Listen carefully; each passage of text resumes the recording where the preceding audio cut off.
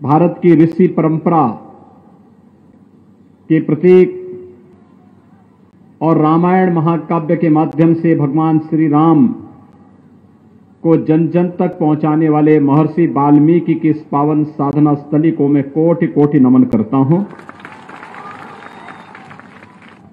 अभी हम लोगों ने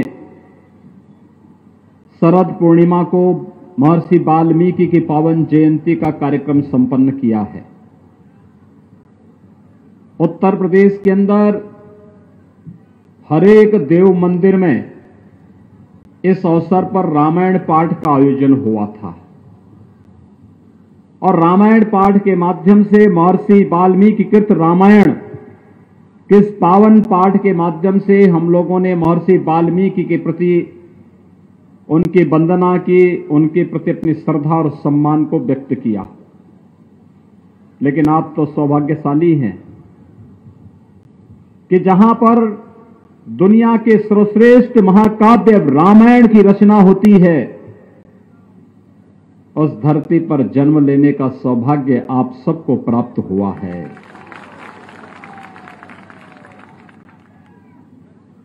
जो धरती मां सीता की शरणस्थली बनी थी, सचमुच उस धरती पर जन्म लेना पूर्व जन्मों के पुण्यों का ही प्रतिफल है और आप सब उस पुण्यों को अर्जित कर रहे हैं कि मां सीता की शरणस्थली के रूप में, महर्षि वाल्मीकि के आश्रम के रूप में विख्यात त्रिवेणी की इस धरती पर जन्म लेने का सौभाग्य आप सबको प्राप्त हुआ है। इसलिए मैं आप सबका हृदय से अभिनंदन करता हूं, स्वागत करता हूं। भाइयों बहनों, ये त्रिवेणी की भूमि भी है।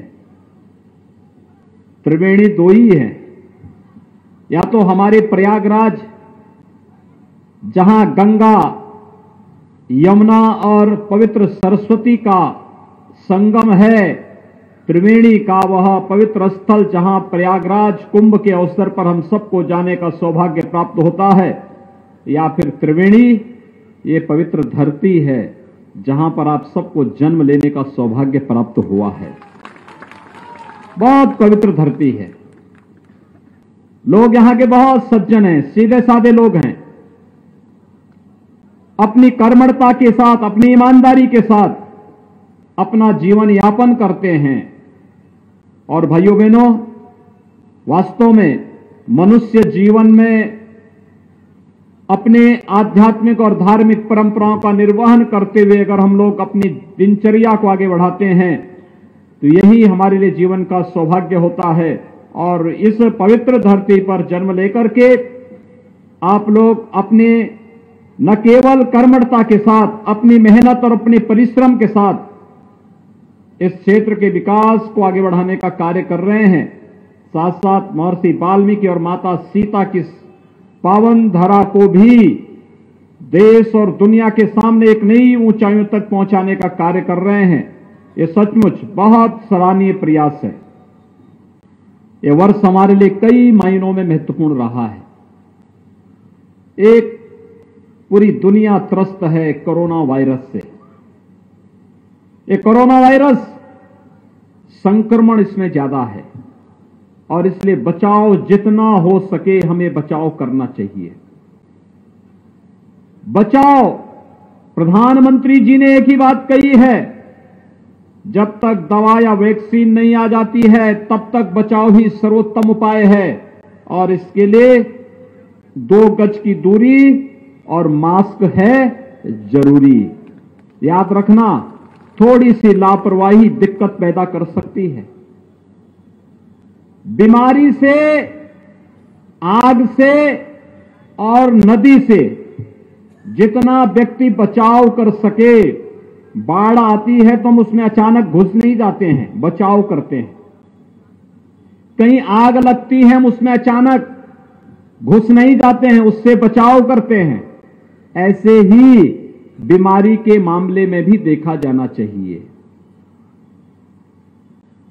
हर स्तर पर बचाव का प्रयास होना चाहिए और ये प्रयास स्वयं के स्तर पर, स्वयं के परिवार के स्तर पर, स्वयं के गांव के स्तर पर और फिर समुदाय के स्तर पर भी हमारा प्रयास जब आगे बढ़ेगा, तब कोरोना के खिलाफ भारत की लड़ाई को हम जीतेंगे और कोरोना परास्त होगा, भारत विजयी होगा और जन जन के जीवन में खुशहाली लाने का कार्य भारत करेगा।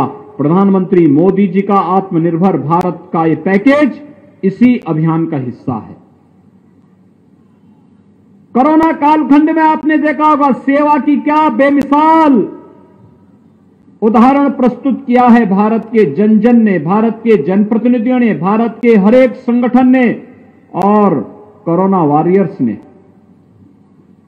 दुनिया की सबसे बड़ी आबादी के रूप में, सबसे बड़े लोकतंत्र के रूप में भारत का प्रतिनिधित्व, भारत को नेतृत्व देने वाले देश के यशस्वी प्रधानमंत्री श्री नरेंद्र मोदी जी के नेतृत्व में कोरोना के खिलाफ 25 मार्च से जब लड़ाई प्रारंभ हुई, तो 25 मार्च से इस लड़ाई में आपने देखा होगा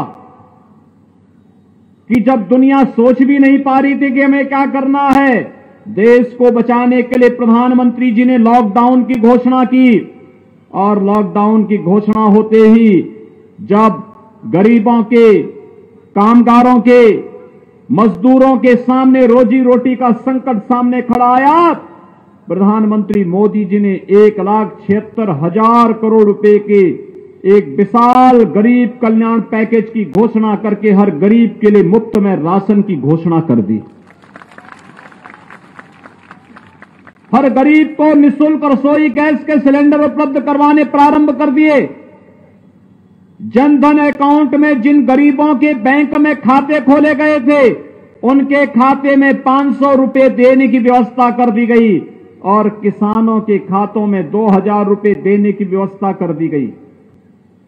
वृद्धावस्था पेंशन, दिव्यांगजन पेंशन और विधवा पेंशन प्राप्त करने वाले लोगों को 1,000 रुपए अतिरिक्त राशि और अग्रिम पेंशन की राशि उनके अकाउंट में दी जाने लग गई।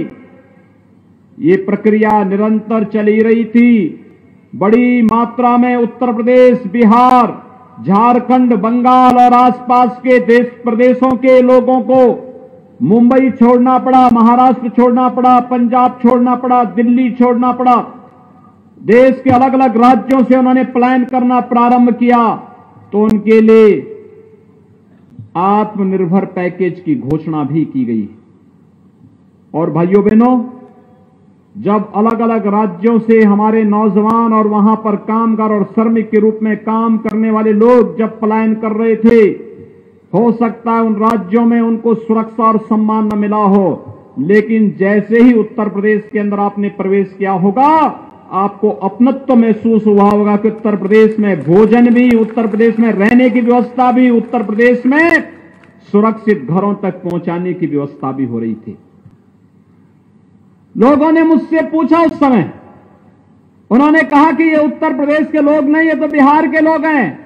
मैंने कहा बिहार के लोग हैं तो और भी महत्वपूर्ण हमारे लिए हैं, क्योंकि बिहार तो माता सीता का मायका है और इसलिए भी हमें बिहार के लोगों की और भी खातिरदारी करनी है। कोई कोताही नहीं होनी चाहिए। और भाइयों बहनों, आपने देखा होगा सुरक्षित सभी लोगों को उनके घरों तक पहुंचाने की पुख्ता व्यवस्था उस दौरान की गई। प्रधानमंत्री मोदी जी ने ट्रेन, स्पेशल ट्रेन लगाई, घर घर तक लोगों को पहुंचाने का कार्य हुआ। आत्मनिर्भर पैकेज के अंतर्गत नौजवानों के लिए रोजगार और नौकरी की सुविधाओं को आगे बढ़ाने का कार्य किया गया। आपने देखा होगा पिछले 6 वर्षों से मोदी जी प्रधानमंत्री हैं और शासन की योजनाओं का लाभ कैसे मिलना चाहिए, इसका उन्होंने आदर्श प्रस्तुत किया। कोई भेदभाव किसी के साथ नहीं, न जाति के आधार पर, न मत के आधार पर, न मजहब के आधार पर, न संप्रदाय के आधार पर, न क्षेत्र के आधार पर, न भाषा के आधार पर, कोई भेदभाव नहीं। शासन की योजनाओं में भेदभाव नहीं। हमने तो कहा सबका साथ, सबका विकास। यही मोदी जी का नारा है और यही नीतीश जी का भी नारा है। याद करिए, कांग्रेस और राजद की सरकार भी 15 वर्षों तक बिहार में थी और देश में थी। क्या करते थे ये लोग? इन्होंने मकान नहीं दिया, इन्होंने शौचालय नहीं दिया, इन्होंने विद्युत का कनेक्शन नहीं दिया, इन्होंने रसोई गैस का कनेक्शन नहीं दिया, स्वास्थ्य के लिए 5 लाख रुपए की स्वास्थ्य बीमा का कवर भी गरीबों को नहीं दिया, पीने के लिए पानी भी नहीं दिया, सड़क भी नहीं दी, कुछ भी तो नहीं दिया। और आज ये लोग आ गए हैं जो पहले जाति के नाम पे बांटते थे, अपने परिवार का भी पेट भरते थे, उन लोगों ने आज फिर से नारा लगाना प्रारंभ कर दिया, रोजगार का झुंझुना पकड़ा करके लोगों की आंखों में धूल झोंकने का प्रयास कर रहे हैं। नौजवानों, इस झुंझुने में आने की आवश्यकता नहीं, इसमें आने की बहकावे में आने की आवश्यकता नहीं। विकास और सुशासन का जो मॉडल प्रधानमंत्री मोदी जी के मार्गदर्शन में नीतीश जी ने बिहार के अंदर आगे बढ़ाने का कार्य किया है, यही बिहार के नौजवानों को नौकरी भी देगा, यही रोजगार भी देगा और यही बिहार के सम्मान को और स्वाभिमान को आगे बढ़ाने का कार्य भी करेगा। कांग्रेस हो या राजद, ये केवल धोखा देने के सिवाय बाकी इनके पास कोई दूसरा कार्य नहीं। विभाजन और बंटवारा करना, 1945-47 में इन्होंने देश का विभाजन किया था और लगातार समाज को कहीं जाति के नाम पर, कहीं क्षेत्र के नाम पर, कहीं मत और मजहब के आधार पर बांटने का कार्य ये लोग केवल करते हैं। ये लोग जोड़ने का कार्य नहीं कर सकते, इनसे कोई उम्मीद मत करिए। विकास ऐसे होना चाहिए जैसे मोदी जी ने दिया, मोदी जी ने जो मॉडल दिया, हर गरीब को मकान देंगे, तेजी के साथ देना प्रारंभ हुआ। 6 वर्ष में 3 करोड़ लोगों को एक आवास उपलब्ध करा दिया। 4 करोड़ गरीबों को निःशुल्क विद्युत कनेक्शन उपलब्ध करा दिए।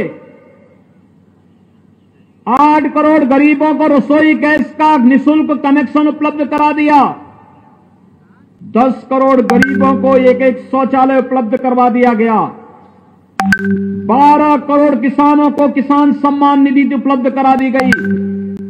15 करोड़ नौजवानों को प्रधानमंत्री मुद्रा योजना, प्रधानमंत्री स्टार्टअप की योजना के अंतर्गत आर्थिक स्वावलंबन की ओर अग्रसर किया गया। 35 करोड़ गरीबों के जनधन अकाउंट खुलवाए गए बैंक में और 50 करोड़ गरीबों को आयुष्मान भारत के अंतर्गत मोदी जी ने 5 लाख रुपए की स्वास्थ्य बीमा का कवर भी उपलब्ध कराया। और भाइयों बहनों, इस कोरोना कालखंड में 80 करोड़ गरीबों को निःशुल्क खाद्यान्न उपलब्ध कराने का काम भी कोई कर रहा है तो प्रधानमंत्री मोदी जी कर रहे हैं और बिहार के अंदर नीतीश कुमार जी कर रहे हैं।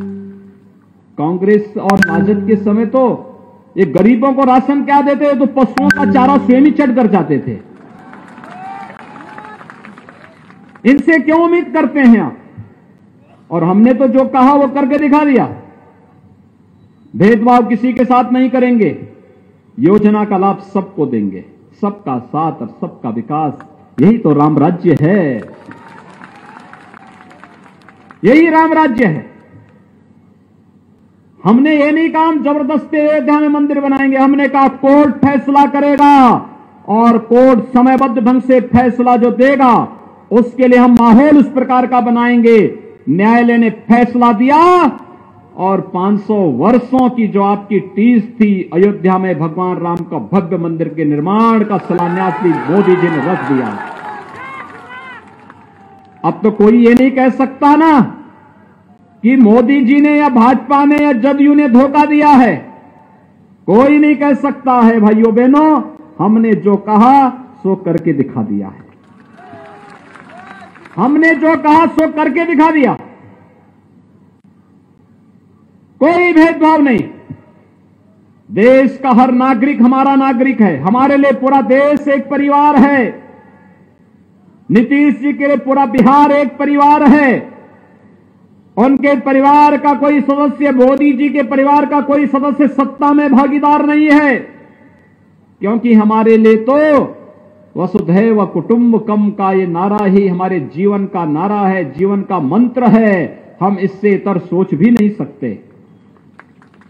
लेकिन जिन्होंने अपने परिवार की खातिर यहां के नौजवानों की रोजी और रोजगार पर डकैती डालने का काम किया हो, एक एक नौकरी को बेचने का कार्य किया हो, वे लोग आज रोजगार का झुंझुना पकड़ाने का कार्य कर रहे हैं कि इतने लाख लोगों को नौकरी दे देंगे। अरे इतने लाख नौकरी आएगी कहां से, तो बताओ पहले।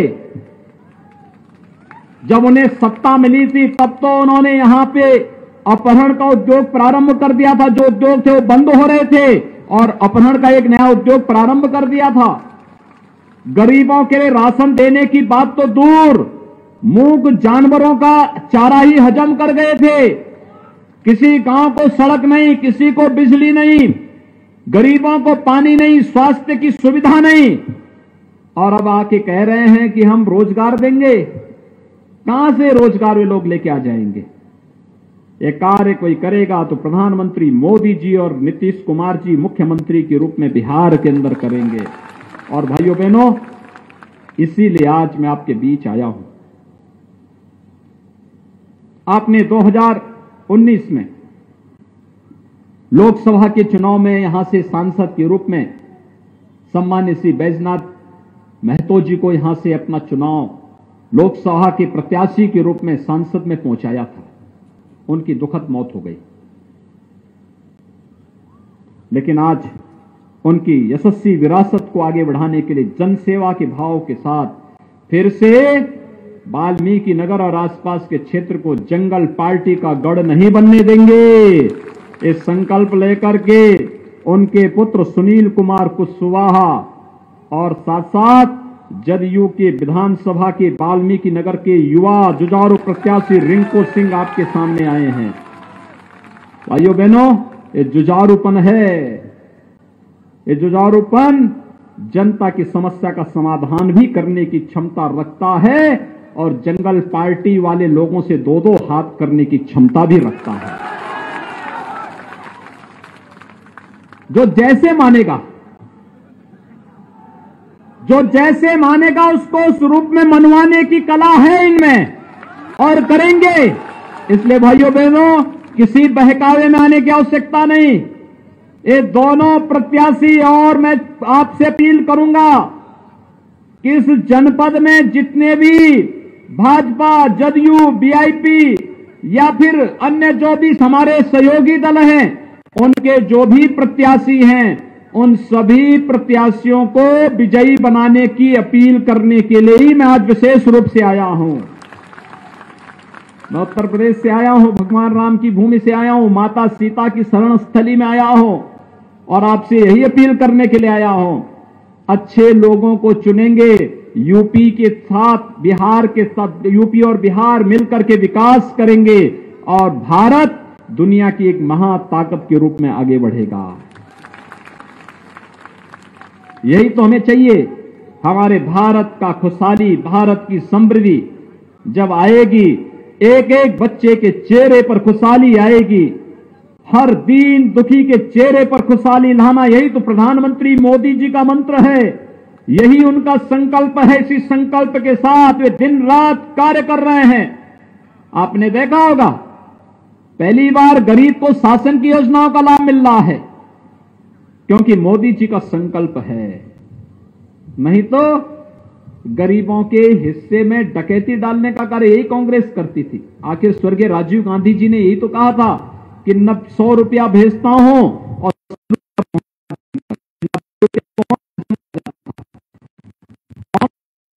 यही करते थे, कोई दूसरा थोड़े हजम करता था। गरीब तक तो कुछ पहुंचता ही नहीं था। और प्रधानमंत्री मोदी जी के समय परिवर्तन क्या आया? उन्होंने कहा कि कुछ नहीं भाई, ये बीच के दलाल समाप्त, हम गरीब का खाता खोलेंगे और गरीब के खाते में दिल्ली से या पटना से सीधे पैसा डालेंगे, बीच के दलाल कहीं रहेंगे ही नहीं, तो गरीब को योजना का लाभ मिलेगा। और यही आज हो रहा है। भाइयों बहनों, विकास की सोच होनी चाहिए, और विकास की सोच के साथ आज प्रधानमंत्री मोदी जी के नेतृत्व में देश एक भारत श्रेष्ठ भारत बनने की ओर अग्रसर है। आज आपने देखा होगा, कल कश्मीर में एक बहुत बड़े आतंकवादी को मारा गया, बहुत बड़े आतंकवादी को, और भारत की सुरक्षा पे सेल लगाने के लिए आया था। हमारे जवानों पर छुप करके हमला करता था, भारत के बहादुर जवानों ने उसका काम तमाम कर दिया। आज भारत की तरफ कोई टेढ़ी नजरों से नहीं देख सकता, क्योंकि भारत का नेतृत्व मजबूत हाथों में है। और जब यशस्वी और मजबूत हाथों में देश का नेतृत्व होता है तो देश की आन मान और शान पर कोई टेढ़ी नजरों से देखने का दुस्साहस नहीं कर सकता है। और नहीं तो कांग्रेस के नेतृत्व में यूपीए सरकार थी, राजद भी उसमें सहयोगी था। मुंबई में बम ब्लास्ट हुआ था, सैकड़ों लोग मर गए थे, पूरा देश कह रहा था कि पाकिस्तान ने यह किया है। और जब देश की आवाज मिलाने के लिए कांग्रेस के उस समय के नेतृत्व से कहा गया तो कहते थे कि पाकिस्तान के पास एटम बम है, एटम बम से डर रहे थे। और आपने देखा होगा पुलवामा में, परसों टेलीविजन में आपने देखा होगा पाकिस्तान की संसद का दृश्य कि पुलवामा के समय जब आतंकी हमला सीआरपीएफ के जवानों पे हुआ था, बिहार के भी कुछ जवान शहीद हुए थे, और तब भारत के बहादुर जवानों ने पाकिस्तान के अंदर घुस करके आतंकी कैंपों को नष्ट किया था। और उस समय भारत का एक विंग कमांडर पाकिस्तान के अंदर हमला करते हुए जब उनका एयरक्राफ्ट नीचे गिरा तो पाकिस्तान के अंदर उनको बंधक बनाया गया। आपने देखा होगा विंग कमांडर अभिनंदन को पाकिस्तान को 24 घंटे के अंदर उन्हें सकुशल भारत को सुपुर्द करना पड़ा था।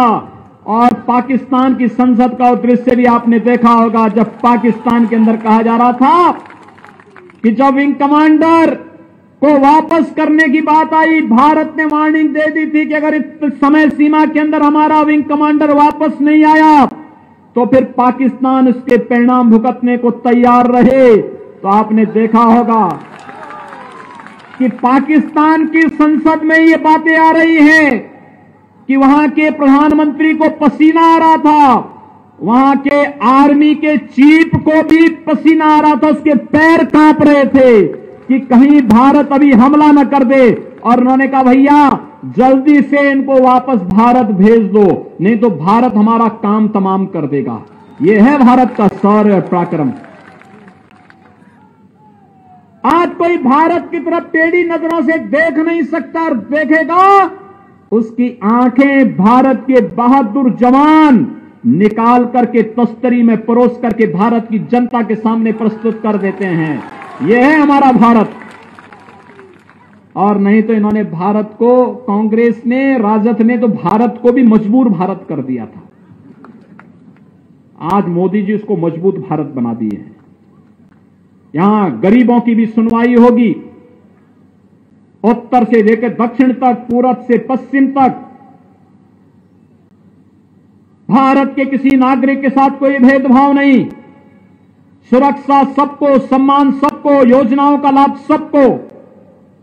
लेकिन भारत की सुरक्षा के साथ, भारत की आन मान और शान के साथ अगर किसी ने खिलवाड़ करने का दुस्साहस किया तो उसका मुंहतोड़ जवाब देने का कार्य भी कोई करेगा तो भारत करेगा, भारत करेगा। अरे मोदी जी के नेतृत्व में आज भारत उन नई ऊंचाइयों को छूता हुआ दिखाई दे रहा है।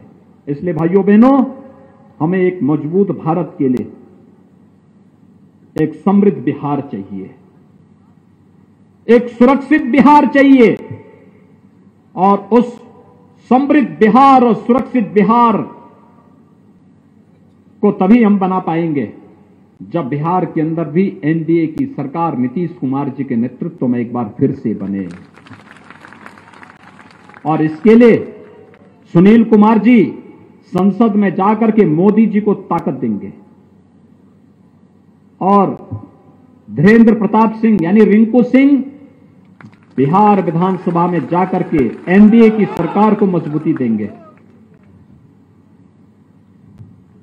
इन दोनों को विजयी बना करके वाल्मीकि नगर को फिर से हमें राम राज्य की उस अवधारणा को चरितार्थ करने के लिए आगे बढ़ाना होगा, जहां की धरती पर लव और कुश ने जन्म लेकर के भगवान राम के सपनों का राम राज्य बनाया था। और भाइयों बहनों, यही अपील करने के लिए आज मैं आपके बीच आया हूं। आप सबसे अपील, जदयू, भाजपा और सहयोगी दलों के हमारे जो भी प्रत्याशी इस जनपद में लड़ रहे हैं, उन सबको चुनाव चिन्ह पर, उनके चुनाव चिन्ह पर वोट दें। यहां पर दोनों का चुनाव चिन्ह तीर है। तीर, ये तीर ही कमल फूल के साथ जब मिलेगा तो नक्सलवाद और आतंकवाद का समाधान करेगा, समस्या का समाधान कर देगा। इस दिशा में विजयी बनाने की अपील करने के लिए आज मैं विशेष रूप से आपके बीच आया हूं। आप सब इतनी भारी संख्या में यहां पर उपस्थित हुए हैं, आप सबका मैं एक बार फिर से हृदय से अभिनंदन करता हूं, आपका स्वागत करता हूं। और यहां पर तीर चुनाव चिन्ह पर जदयू के विधानसभा के प्रत्याशी धीरेन्द्र प्रताप सिंह रिंकू सिंह को और लोकसभा चुनाव में सुनील कुमार कुशवाहा को भारी मतों से विजयी बनाने की अपील करते हुए वाणी को देता हूं विराम। जय जय श्री राम, जय जय श्री राम, जय जय श्री राम।